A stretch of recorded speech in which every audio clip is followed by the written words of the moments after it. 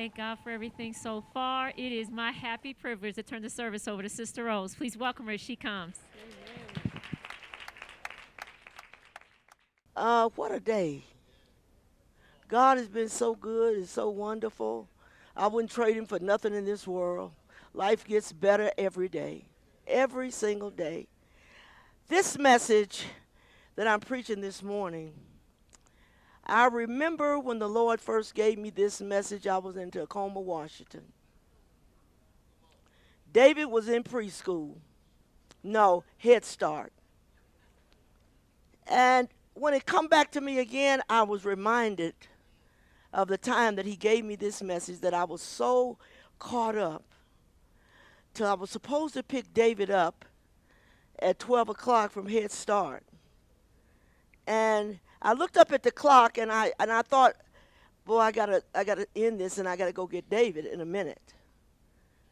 I never been that caught up in a message in my life.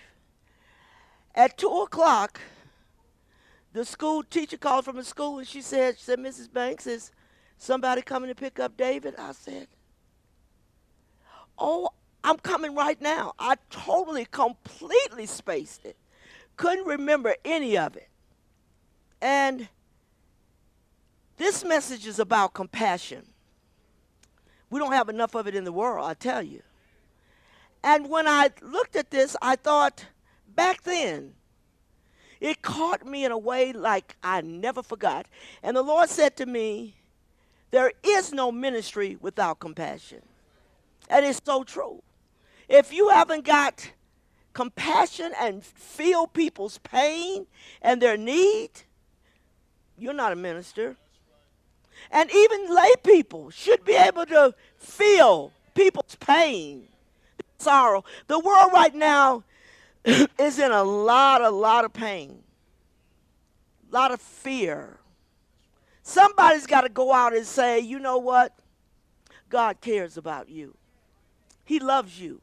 Let me read my scripture. I'm coming from Luke, the 10th chapter.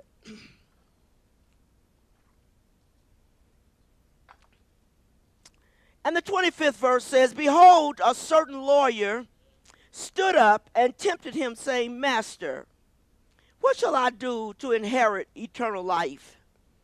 And he said unto him, what is written in the law? How readest thou?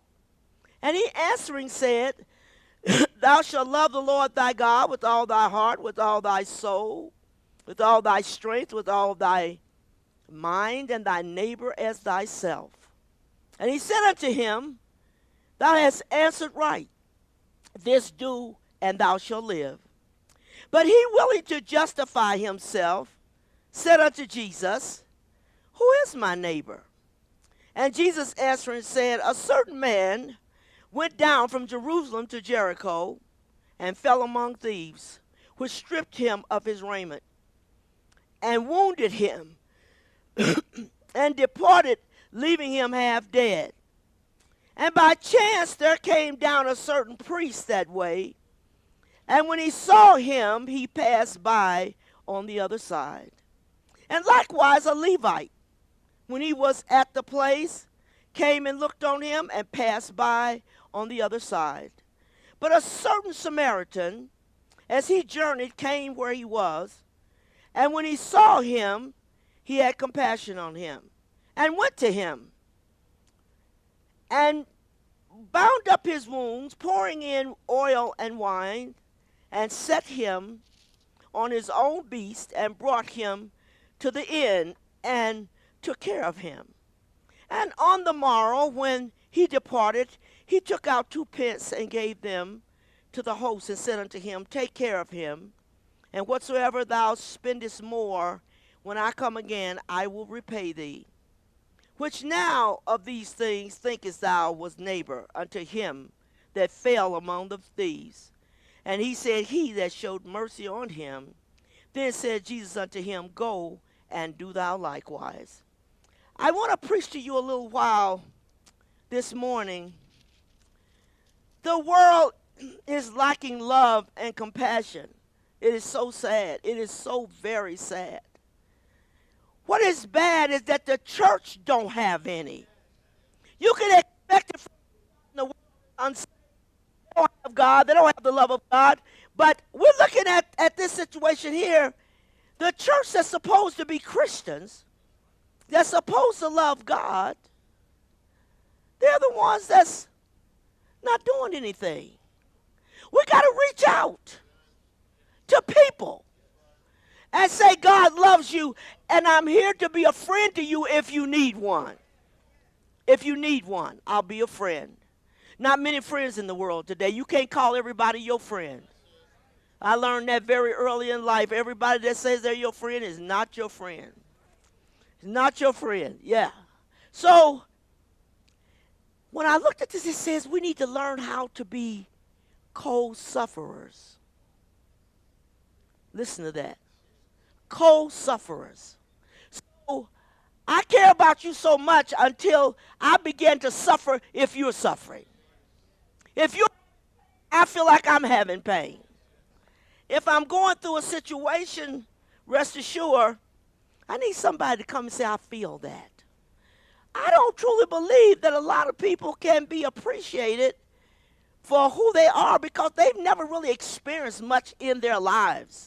People that go through a lot, people that suffer a lot, people that's went through a lot of misfortune, a misfortune or what have you in their life, they seem to feel for the other person. Because remember, I was there. You remember, I didn't have that. One time in my life, I know what it feels like to have a difficult time. I know what it means to not have enough food in the house. I know what it means to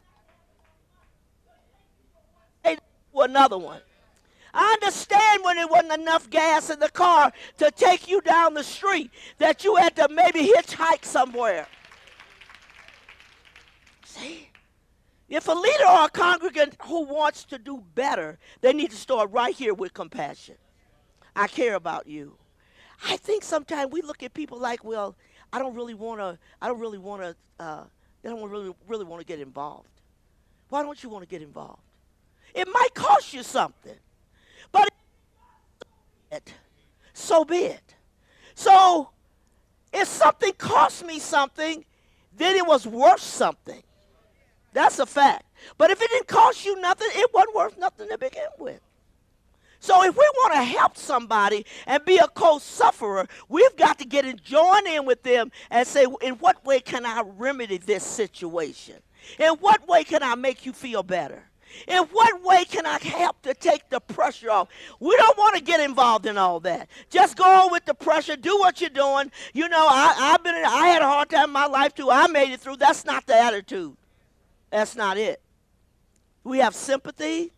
It's the ability to understand and share the feelings of another person. Understand that. I'm reminded, and I don't think Sarah or Daisy meant this. I don't think they I don't think they understood or didn't know what to do. My Uncle Percy had died, and he was like a father to me. And I got a phone call that he had passed away. I used to take care of my uncle. So he was very, very close to him because my Aunt Fanny, she never fed him enough food. She was so stingy, she always just fixed, she had, two kids and my uncle, and she always fixed such little bitty food, and he always wanted more. But he couldn't have it. If he got one piece of chicken, he was lucky. And I remember saying that I'm going to take him under my arms. I'm going to take care of Uncle Percy. I'm going to feed him everything he wants. So after church on Sunday, he'd always go home with me. He would be so happy. And I cook the food, and I like to cook it back in the day. I don't care for that no more. I done enough with 7 kids. Say enough is enough. But back in the day, I really enjoyed cooking. So I brought Uncle Percy home, and I'd sit him down, and I say, here, Uncle Percy, I fixed him this great big plate. It wasn't, a dinner plate. And I would always fill it up because he always had a little tiny bit on there. And so I I ended up constantly fixing stuff and say, "You want more? You want some more?" And he would say, "Yes, hon." And I'd fix him a little bit more and give it to him. And so every week, that was the highlight of my life, was that he had enough to eat for a change. So I made sure every Sunday you're going home with me. But this uncle, give you a little picture of how close I was to him. Um, he passed away suddenly. But Uncle Percy was always sick. He wasn't well anyway. Well, Sarah and Daisy was at the house when I got the word that Uncle Percy had died, and I just started weeping and crying and crying. And Daisy and Sarah tipped out the house, opened the door real quiet, and went on out the door. And I thought, well, where did they go?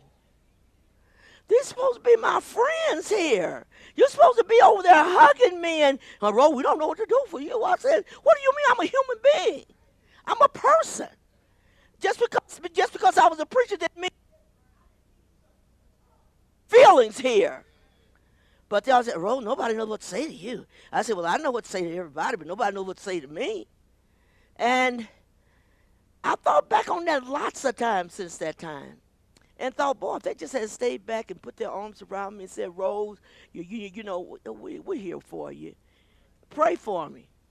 No, they tipped out quietly and shut the door behind them. And there I sat. I cried and cried and cried. Daisy did do me a favor. When I went back to the funeral, she said, "I'll go with you." So I was glad that she went with me. But I thought about that, and I thought, how many times have we had a misfortune in our life or some problem? And we can't, if somebody would just say, "Can I help in any way? Can I do something for you? Is it anything I can do to make you feel better?" You don't always have the words or what to do, but at least show something. Show some compassion. Compassion is when those feelings and thoughts include the desire to help somebody. It's not that I just feel sorry for you, but no, I want to help you. And that drives me to say, what can I do to make things better? I don't care what nobody says. Sometimes hard times in our life is good for us. And it causes us to think about other people and treat them fair the way we want to be treated. Compassion is more than just pity. It's more than that. Pity is, I feel sorry for you. I really feel sorry for you. Are you willing to try to do something? Jesus said, all these religious people came by this man, and they saw him suffering. He was bleeding, robbed him of everything. He had nothing. And everyone just came by and looked at him and kept going. And the world is exactly like that today. They go right, come and see that things are bad for you, but keep going. I need you to stop for a moment and say, "Is there any way I can help you? Is there something I can do?" Take a moment. We don't do it. We just keep walking past people. And we don't treat them like they're human beings. And we don't treat them like I care about you. I got to care enough about you that I take a moment to put my arms around you, to smile at you, to hug you, to say I love you. That's important. We don't hear enough of "I love you." We don't even say it among ourselves. Right in the church, you walk up and say, "I love you." Okay. No, I love you back. You got to love back. And so I look at that sometimes and say, how much better would the world be, and how much pain would be less in the world if people would just take a moment. You passing by people on the street, homeless, they don't know what to do. People are afraid of COVID. People are scared to death. Can I possibly say a word to you that might make you feel a little bit better? That might help you to say, "It's okay, baby, we'll make it together. Come on, let's go to lunch. Let's have some coffee." Yes. But you know what? People that don't have compassion are very selfish people. They think only of themselves. They don't think of the other person. Take a moment and say, you know what? Let me say, I love you. I appreciate you.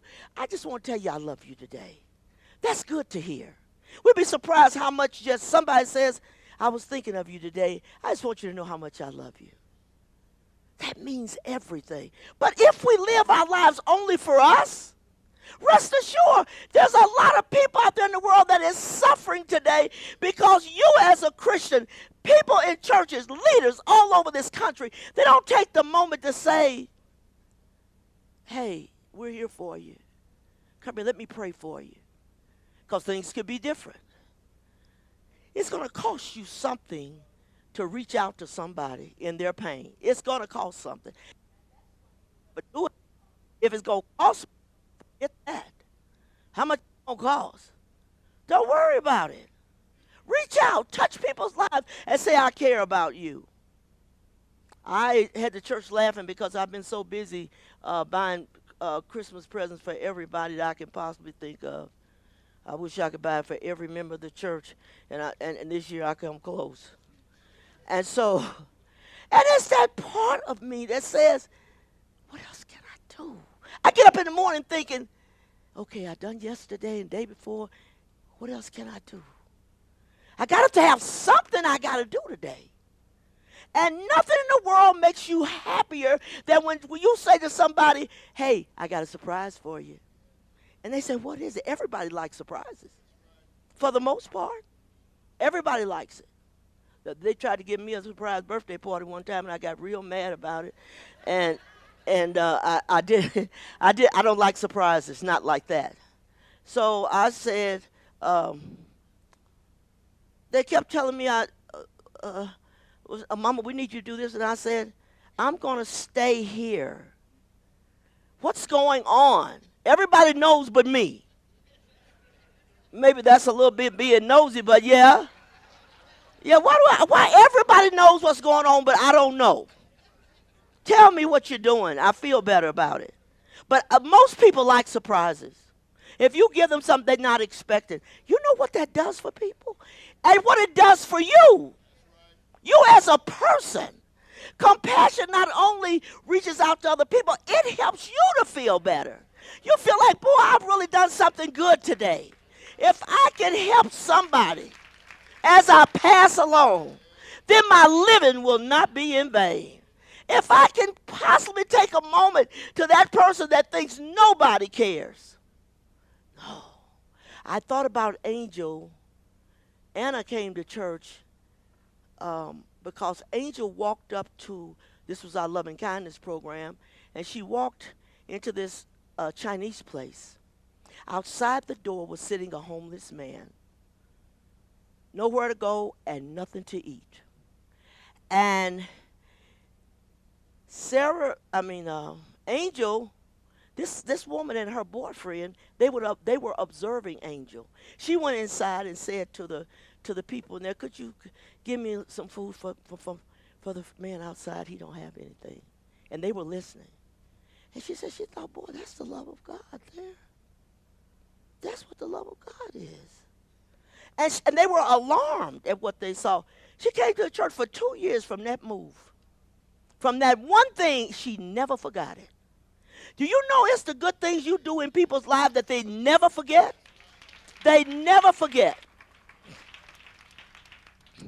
My grandmother one time was walking down the street. She ran up on this woman. I remember her name to this day, Miss Edney. She was deformed. She was in a wheelchair, and her daughter was pushing her. Her daughter wasn't even grown at the time, just a girl. And my grandmother said she went over to her and said, what can I do?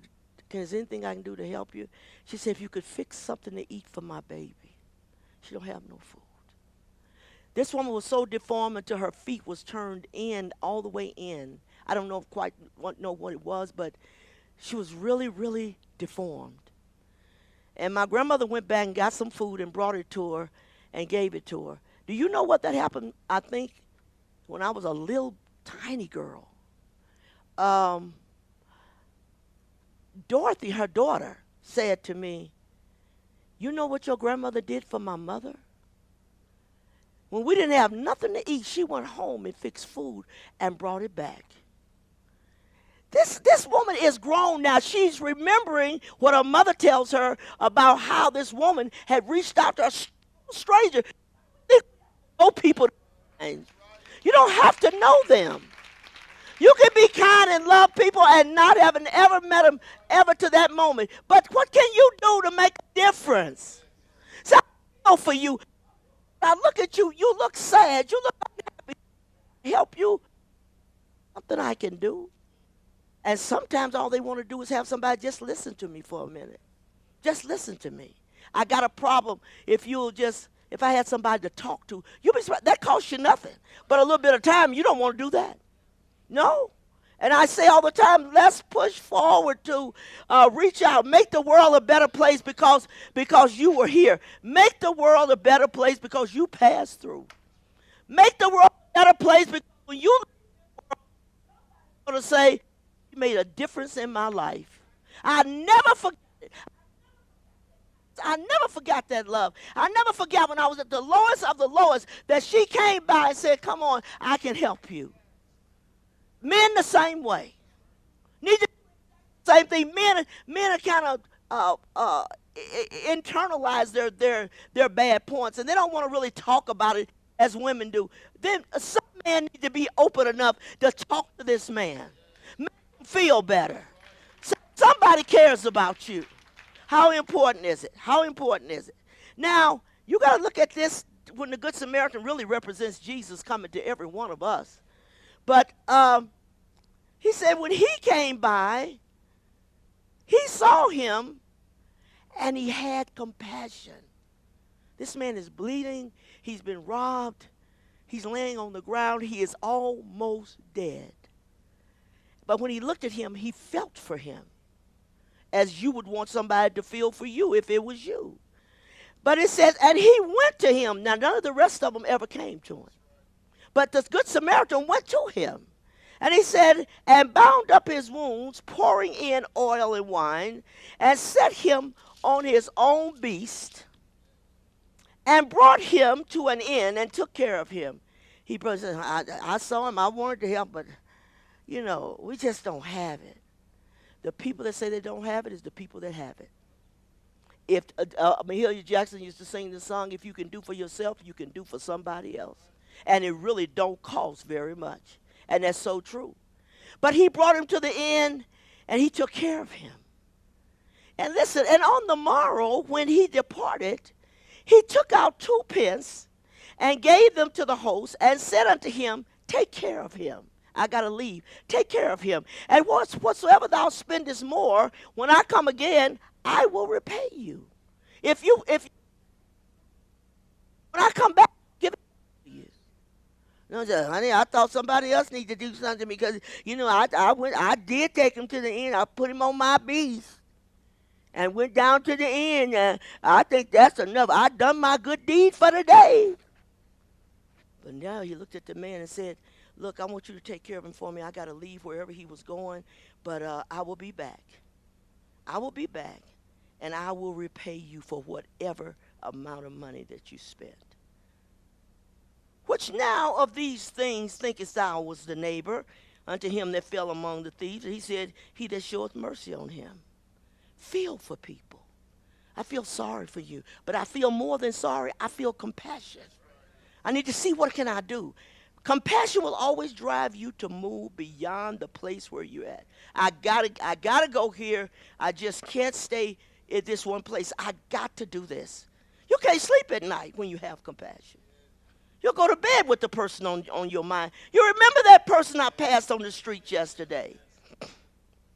We went to Denver one day to shop and saw this man, homeless man. He had a sign that said, if he could he just needed, was it $200 and some to finish his rent. But we were in the other lane, so you couldn't get over here. So I told my daughter, I said, run around there real quick and come back around, and so I can give this man some money. And we got there just in time before we left. And I said, sir, here's the money to pay your rent and some extra. He said, ma'am, may God bless you. May God bless you. The look at his face was, I I didn't even have enough to finish my rent. I had a part of it, but I couldn't do it all. How many times have you been in your life where you could do part of it, but you couldn't do the whole thing? And somebody came up and said, I'll help you. I'll help you. My son, when they were out doing crazy stuff and wasn't at home anymore, and they deserved what they got. Didn't have no money for no food and went into the store and said, the man said, he said, I think Mont said he had a loaf of bread and it was a few pennies that you were short on, 2 cents. And he said, so Mont said to the man, 2 cents. You need a job. How cruel is that? 2 pennies. Most of us could give somebody 2 pennies. But no, you just get a job. Want 2 pennies. I wouldn't even coughed at that. Can you imagine how cold the world is? How callous it is? And nobody really wants to beg. You're really just trying to make it. Give me a hand up. I don't want you to have to carry me. Just help me to get up. We won't take the time to do that. Yes. So he says, okay, I'm willing to do all this. Take care of him. Pay whatever needs to be paid. Be willing to go the extra mile. We don't mind doing it a little bit. You know, I took them. They needed to go down south, but I took them part of the way. I had to put them out because I ain't going with it. I needed some gas money. Yeah, I need some gas money. Do you have gas in your car? If you got enough gas that is rolling, you can also take them a little further. Just a little further. I don't want to do that. Don't want to do it. So, these people work my nerves. They sitting on the street. You know what they said one time? They tried to pass a law here in Colorado Springs and say, quit giving the homeless anything. I thought, well, you don't tell me what to do with my money. What kind of stuff is that? Of course, I'm going to do something. You can't tell me just pass by. They all over the streets. They in the park. Well, give them a place to live. And they won't be in the street. They won't be in the park. Help these people. Yeah. But he showed him mercy. Everybody wants mercy. Nobody wants to show mercy. You know, consider me. I mean, do you care that I'm going through this? Do you even care or whatever? Come on. Say, you know what, Lord, I'm going to spend the rest of my life looking for a way to make somebody's day a little better, a little brighter than it was when they woke up. Somebody, you're going to leave this church today. You're going to leave this church today and you're going to find somebody out there who, if you drive down the street, somebody is in need. Somebody is hurting.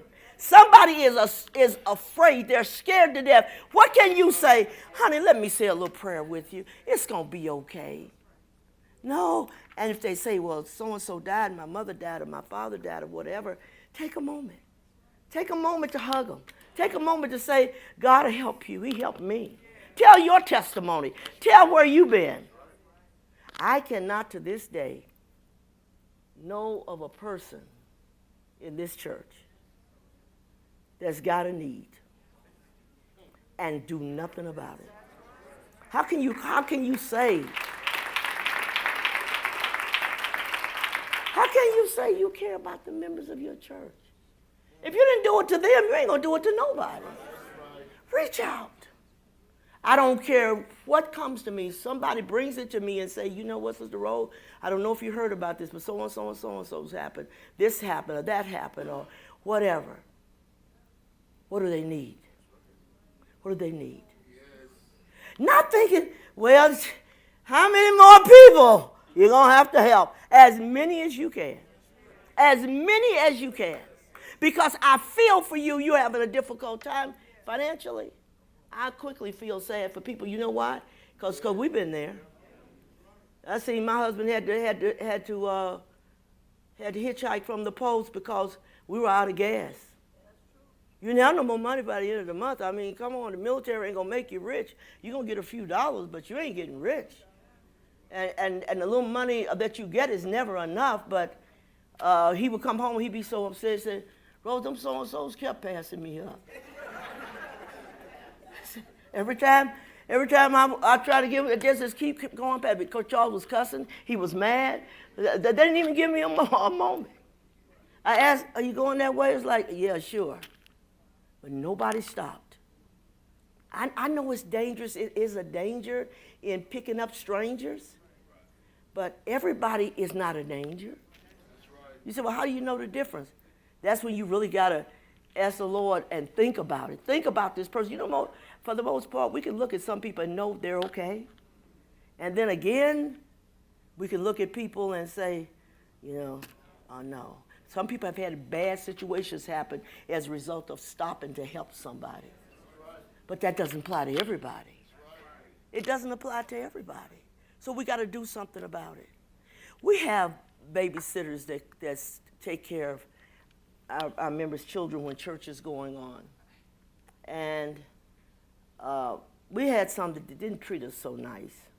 And I used to honor them every Christmas and bring them up and give them money and what have you. Well, we got kicked around so many times, but just what point I want to make. If you do everybody the way these people did you'll hurt somebody. So Ethel had called the other day and said, did you ask Mom about the babysitters? I was going to give them $25 a piece and help them. Well, I thought, yeah, because the other ones, they didn't do anything. But then this morning I got up and it hit me, you need to call Ethel and ask about these babysitters. So I called her and she said, Mom, these are some of the best babysitters we ever had. I would not have known that if I hadn't taken a moment to ask. Yeah. Just because the other ones didn't treat you quite nice and didn't show up and all these things, hey, everybody may not be that way. So when I called her, I knew the Lord put it in my heart, call her about those babysitters. And she said, oh, Mama, she said, sometimes they come and they'll bring snacks for the kids and do all these things. I was amazed. She had a little Halloween party for them. All this stuff. I said, are you kidding me? And so Ethel said, well, I was going to give them $50 a roll. I said, no, I'm going to send $500 for each one of them by my daughter. Yeah. Why don't we give them each $500? They're worth it. They're worth that. Come on. If I've been good, don't judge me by everybody else's bad things. Yes. So I said, I want to meet them this morning because I've never met these girls. They're two sisters, they live together. And I told Lisa, when I go talk to my seniors this morning, be sure to bring them out so I can meet with them because I never met them. But when I heard the goodness and the kindness that they did, it motivated me to say, do something. You need to do something here. They need to know that they're appreciated, that we don't take you for granted. One kindness deserves another one. And we're not kind enough. We're not kind enough. So if you have compassion, you're not only going to feel for them, but you're also going to be sympathetic toward them. Compassion literally means to suffer together. We suffer together. It is defined as the feeling that arises when you are confronted with another suffering and feel motivated to relieve that pain. What can I do? You go in the grocery store, somebody cannot afford to pay for everything that they really need. What do? We say, we'll help you. Yeah. That's what our loving kindness is about in the church. You go out, you say, we'll pay for your groceries. That's right. We'll pay for your school supplies. We'll pay for your Christmas. People don't care. I know one time we was going to have a Christmas for my kids, and when you have that many kids, come on, you ain't got no money to buy everybody's stuff. Probably none of them. So this is what I told Charles. Well, what don't we do? Why don't we just, me and you don't give each other nothing. We'll buy a $10 gift for each other and then just put the money on the kids and get everything we can. We always had a little fight on that because he always said, Rose, I'm not going to the bank this Christmas. I said, you're going to the bank. These kids got to have Christmas. You can't say, well, we don't have any money. Kids don't understand that. My kids told me to write a check and when no money was in the bank. So I got to be able to say, no, we got to do something. Kids don't understand it. And that's why I thought a few weeks ago I bought up all these dolls, pretty little dolls. Some of them are ugly, but they pretty dolls. And I bought up all these dolls. I just kept sending them to the storage room because when Christmas comes, when I come to church, I know there may be people here who little girl don't have a doll. So I gotta be sure to do that. So yesterday they brought them out. I said, oh, these are dolls. Box after box after box after. I thought, are you nuts? All these dolls. But some little girl's gonna have a great time. Gonna have a great time. Because I remember back in the day when we had a doll, you know, kids can wash their little baby doll now and what have you. Oh, if we washed our doll, she became sticky and the paint came off of her and her hair was glued to her head so you couldn't comb it. If you combed it, the hair was gonna come out, you know, because it's all glued on the scalp. So it's like, okay, when you've been there, when you feel it, what can I do for somebody who's going to get up Christmas morning and don't have anything to give to those kids? Can I make a difference? Last year, we gave 25 kids, families, down in K-Land, K-Town, K-Land. 25 families, we bought their whole Christmas. Let them make out their gifts, out their list, and we'll get everything on it. Boy, you talking about happy, crying parents. I didn't know what we were going to do. Every year we make it up on, okay, what do we do this year? We got to keep going. We got to keep reaching out. The pain hasn't stopped. The hurt hasn't stopped. The need for something has not stopped in the world. It is continuing and it's getting worse. What can we do? What can we do? Quit blaming God. Why did God let this happen? No, why did you let it happen? Why didn't you do something? Why didn't you make a difference? Yes, we got to do it. I love it. I get so excited. I don't go out and taking all these places. I let the young people walk. I can't be walking all over town like that. But I say, go ahead and y'all take care of it for me. I'll give you the money. You take care of it. I may not be able to go. Send a substitute to go in your stead and say, what can we do? When you go to bed at night, do you take a moment to think, who's outside? Who don't have a place to sleep? Who's cold? Who's hungry? You cannot call yourself a minister or a Christian and you just don't care about nobody but you. Well, we got a man at home used to pray the prayer, Lord bless me, my wife, our 2 kids, us 4, and no more. You got to have somebody else to be blessed besides you. Reach out. The joy that comes from reaching out to somebody else's need, there is nothing in the world to replace that. That is the best feeling. Oh my God. You don't have to get, I understand that scripture when he says more blessed to give than to receive. It really is. But some of you may not have ever even tried that. You don't even know what it feels like. You always blessed when you get it. Thank God I needed this. What about somebody else? Let's reach out. Let's reach out. Jesus, the whole time of his ministry, he was constantly passing by people. And what moved him was the compassion he had for them when he saw them in pain. He said, oh, Jerusalem, Jerusalem, thou that killest the prophets and stonest them which are sent unto thee. He said, how often would I have gathered thy children together, even as a hen gathers her chickens under her wings, and you would not? He said, I wanted to help you. Not because they were good people. Yes. He said, you're the one that stoned the prophets. You did the things wrong, but when I looked at you and saw that there was nobody there for you, he said, oh, how I wish that I could bring you in and put you under my arms and reach out and help you. How I long for that. And they said, we don't want it. We don't want it. I don't think in this hour, every once in a while, you run across somebody that'll say, no, do it for somebody else. Well, why don't you take it and do it for somebody else? That's a pride issue. The leper came to Jesus, and Jesus moved with compassion, put forth his hand and touched him and said unto him, I will be thou clean. He said, can you make me clean? I will be thou clean. I will do it. Why? Because I feel you. I feel your pain. I feel what you're going through. A leper was put out. They were treated like dirt. Yeah, I feel this. For the bereaved, when the Lord saw her, he had compassion on her and said unto her, don't cry. Jesus wept at Lazarus' grave because he felt for Martha and for Mary. That was their brother. Said, Lord, if you only had been here earlier, our brother wouldn't have died. You know, he feels when you lose a loved one, you think he don't feel it? Of course he does. He never intended for us to die. He never intended that. Because he knew how painful death would be. That's why he's tasted of it for us.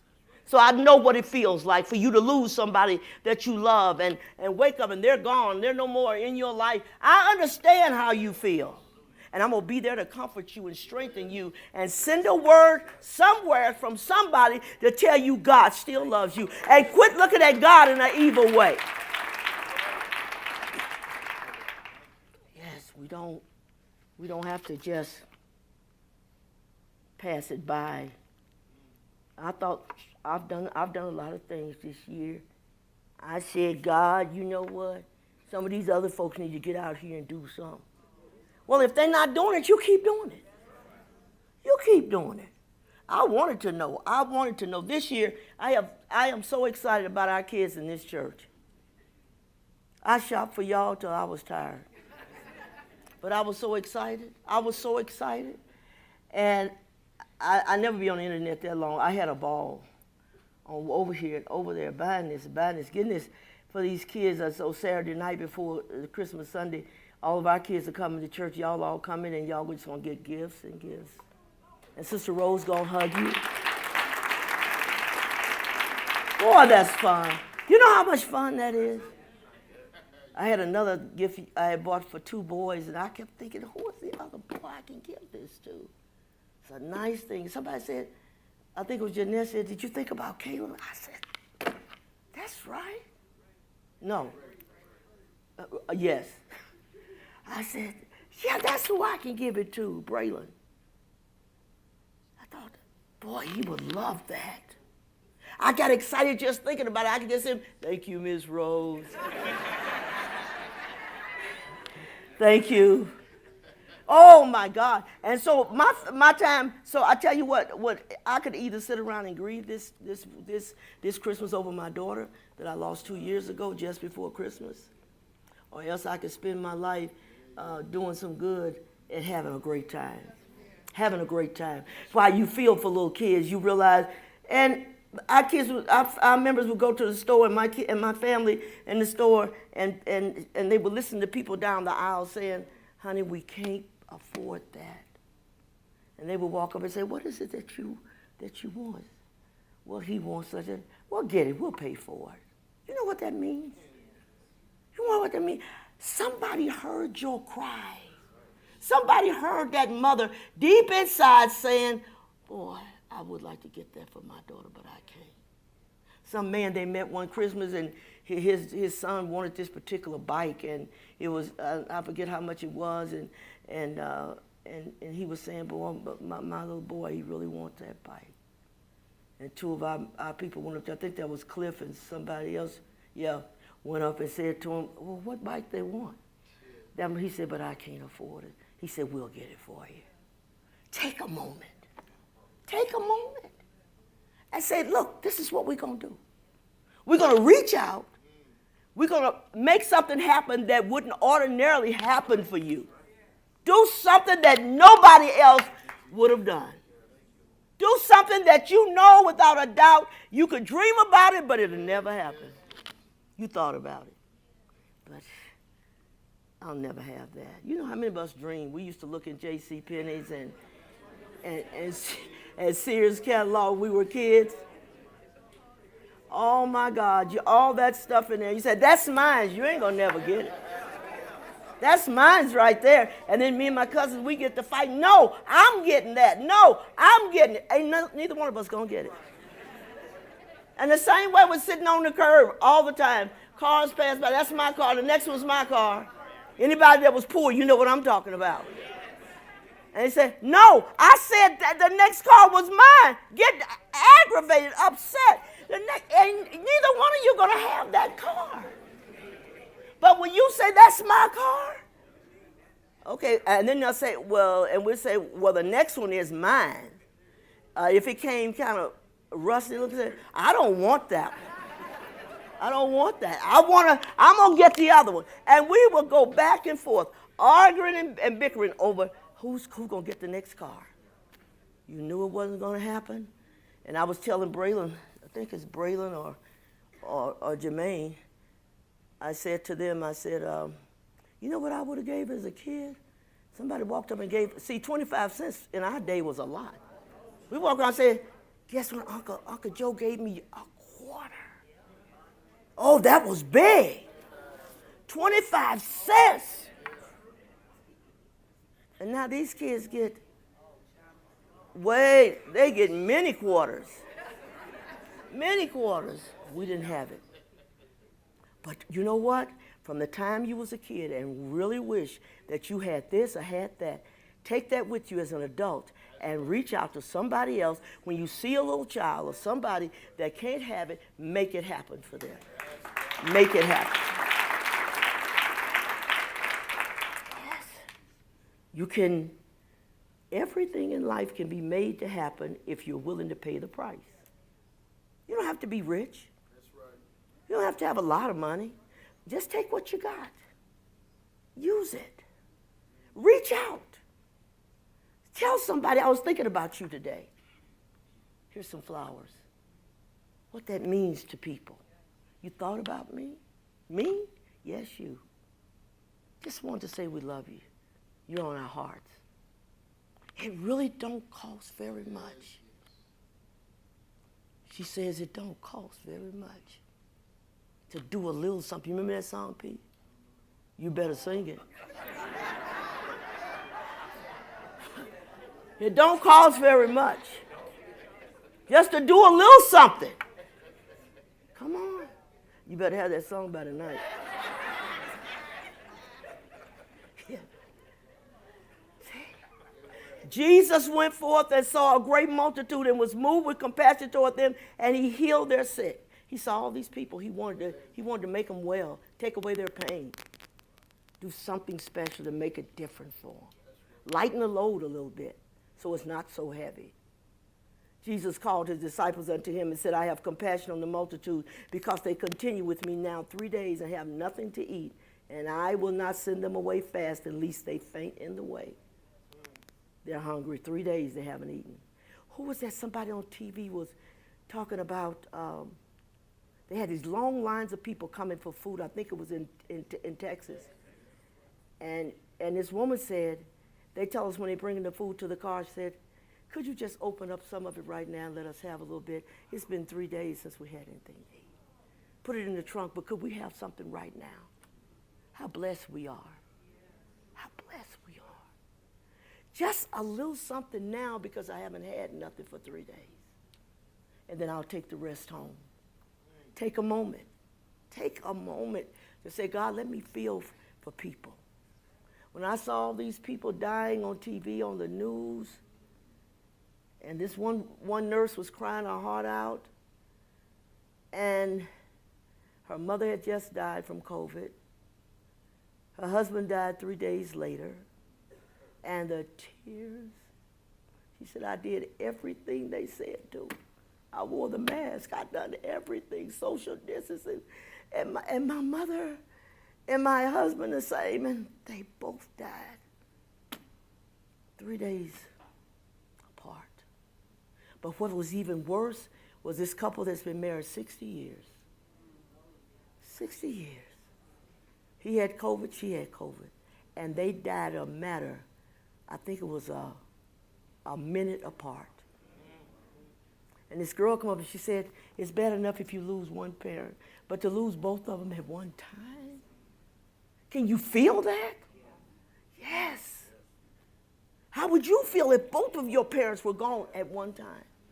And when you put yourself in their shoes, then you start thinking, wow. You think, how would I feel if that was my mom and my dad? You would be concerned about it. Think about it. I hope you today will go out from this place and make it a point. I am going to do something kind for somebody before this day ends. I'm going to help somebody to feel better, somebody to smile, somebody that's going to reach out and say, wait a minute, what can I do to help you? Sometimes people don't have to say a word. The look on their face says, I'm in pain. I am suffering. I am hurting. Do anybody care? People take their lives because they feel like nobody cares. We got to tell them God cares about you. And he made me one of his people to come out and say, look, I want to show you how much he loves you. What am I going to do? I want to do something to show you that he cares. We give him a bad rap. He shouldn't have a bad rap. He shouldn't have it. Listen, he said, I'm concerned about the multitude just because they haven't ate for 3 days. Don't send them away, lest they faint and not make it. Sit them down. Let me bless the food and feed these people. 5,000 people. Of course, they're all looking around like some of you would have done. Are you kidding me? Where is he going to get enough food for 5,000 people? Because he's God. That's right. Because he can do the impossibility. Because he has the power to make it happen. Oh, yes. And you know what? All of us, at some point in our lives, have the power to make something happen for somebody. All of us can't do the same, but we all can do something. That's right. We can do something. Just reach out and say, what can I do? To watch the smile on a child's face, watch a mother who's suffering with a baby that's dying. I don't think nobody could ever turn on TV at some point in time and doesn't recognize these babies that are starving to death. The most saddest thing you ever seen. Understand, if we don't feel it, who's going to feel it? If we say we're Christians but we don't feel for these people, who's going to feel for them? We got to care. We got to care. Jesus had compassion on these other people and touched their eyes, and immediately their eyes received sight, and they followed him. Blind, I want to see. I can't see. Let me give you eyesight. He'll do it. Take away something that you will cherish and let somebody else know, I love this. This is very important to me, but I want you to have it. That's so important. Because I gave something that really I love. I got it for me. And it's something precious. But at the same time, I just want to help you with it. You'll give me that?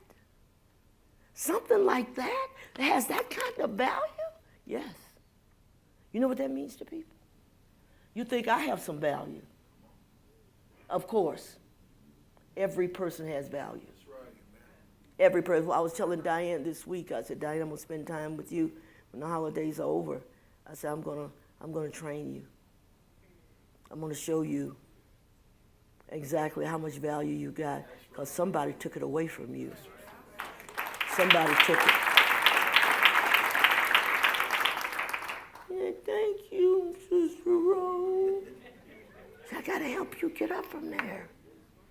That you should have never been robbed of your value. Who did that to you, family?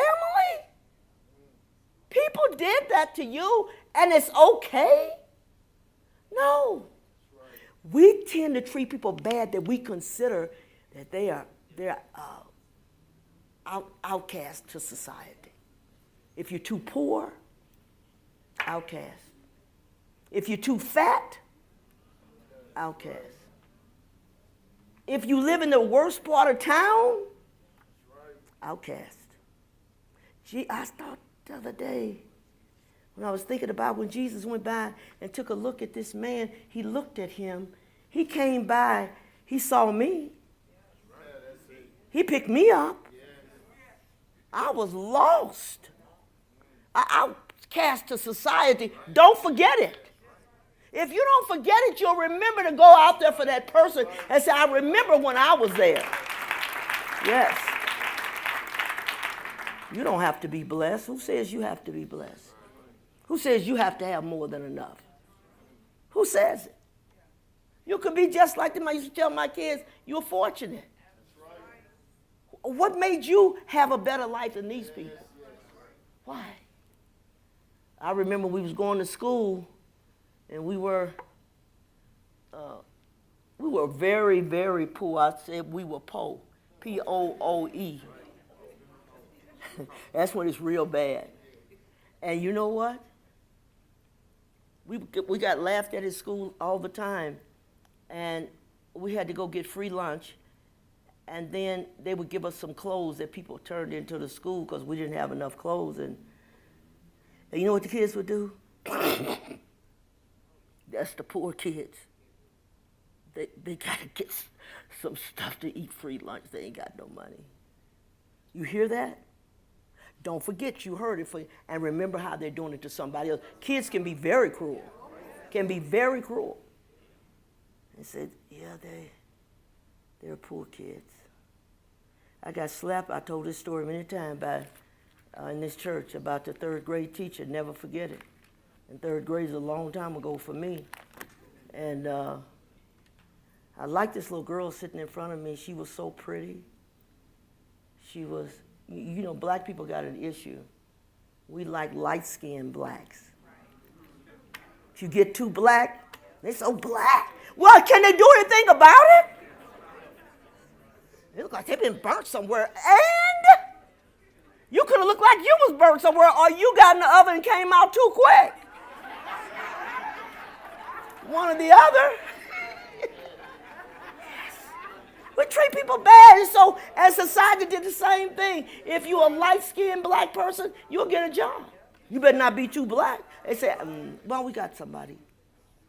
He said, well, come on. Does that really happen? Yes, it does. It sure does. If you light-skinned, boy, you stand a chance. Get too dark. Get too dark if you will. And they said, no, I just didn't care for him. What's wrong with him? I don't know, it's just something about him. He's too black. No, care about him. Reach out to him. I don't care how dark they are. How does that make you who you are? You're welcome in here. Whether you vanilla, chocolate, whatever, it don't matter. Love people for who they are. And then we got another problem in society. If you don't fit pretty according to our standard, she's just ugly. And can she help it? She was born like that. And maybe if you get to know her, you'll find out she's not that ugly. That's right. Yes. So understand it's okay. But people will push you in the background, make you and treat you bad because you don't fit the society's code, so to speak. That's when you're, oh, she's beautiful. Oh, she's beautiful. Oh my God. Every time I look that way, it's like a dark cloud. Why? That's sad. Or don't be uneducated. Oh my God, you better speak proper English. If you don't, it's like, can you believe that? People just look down on you because you come from a different part of the country. You got this southern drawl or southern dialect or whatever they call it, and you say it a little different than I do. All of a sudden, it's like, oh, God. We had a football player one time, ex-football player, come to the church when we was on South 8th Street. I'll never forget this. And he said to me, he said, Rose, I enjoyed your message so much. This is what he said. Had you been saying did that and the other, I'd have got up and left. Did that and the other. We broke. If you can't speak good English, I'm not listening to you. Well, why? Why? And if you're not careful, you will separate your children, you'll separate yourself on the job and every other way, trying to mistreat people instead of taking a moment saying, you're okay just the way you are. Just the way you are. That's what I said to Braylon. I love him to death for it. I would call him up here, but he'll never forgive me for it. So I'm not going to call him because it's like, Miss Rose, please, don't call me in front of all those people. But you know what he said to me one day when I had him on the phone? He said, Miss Rose, he said, and I don't have to be like anybody else. God made me the way he made me, and I like me. I said, that's it. That's where I wanted him to come. And then I got tired of him answering the phone and said, hello, this is Braylon. I said, there's a reason why you ain't said, hi, Miss Rose, how are you today? Why? What's wrong? Says, I don't know. I said, look, I'm going to hang up the phone. I'm going to call you back in a minute. And I need you to say, hi, Miss Rose, how are you? I said, it's not the end of the world, baby. I called him back. He said, hi, Miss Rose. He got a little bit better. I said, I'm going to call you back later. He came on the phone. He said, hi, Miss Rose, how are you? I said, that's it. That's it. Sound like you're happy. You don't want to do that. You bring a lot of sorrow to people. My friend Janelle back there, I love her to pieces. She had so many issues when she came to this church, but guess what she did? Guess what she did? This girl, I'm glad that, because we talk a lot. We talk a lot. And she's changed so much. And I used to call her house, and she said, Janelle. And so after a couple of times, I started thinking, why do you answer like that? Janelle, like, what is it? So I said to her one day, I said, Janelle, I said, why don't you have any spunk, any excitement? Now, that girl done changed, so I worked on her till she changed, and she said, hi, Miss Rose, gosh, it's so good to hear from you. That's normal. Janelle. Rose, how are you? No. I thought, I'm not through with Braylon yet. I'm going to keep working on him. And then after I give him his Christmas gift, he's going to get really excited. And you better call me and say, Miss Rose. Yeah. Take a moment. Do it with our kids. Do it with our friends. Do it with our brothers and sisters in the Lord. Reach out. You got to do that. We feel better. You feel better because you made somebody else's day better today because of your kindness, because of your love, because of your compassion for them. Say, I love you. I just want to reach out to you and give you a hug. I hugged some people that first came to this church. Here's the way they hug you. Look. I thought, is there a problem? You got your arms around them and they're like this. I said, is something wrong? Usually a hug gets a hug. Just been there so long, don't know how to get out. Now they're out. You got to take time. You got to say, I love you. I care about you. Today, take this message with you. I got more scripture. I'm not going to read it. Time is short. But I want you to know something.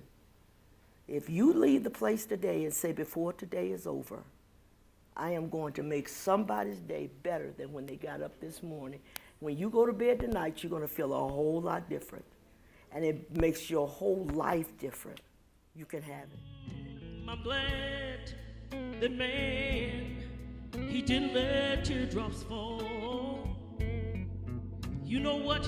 I know he'd find joy in every tear that I shed. Oh, see, and I'm glad that man didn't make heartache.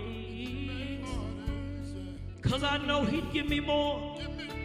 He'd give me more than I could bear. Oh, see, and I'm glad that man, he didn't create me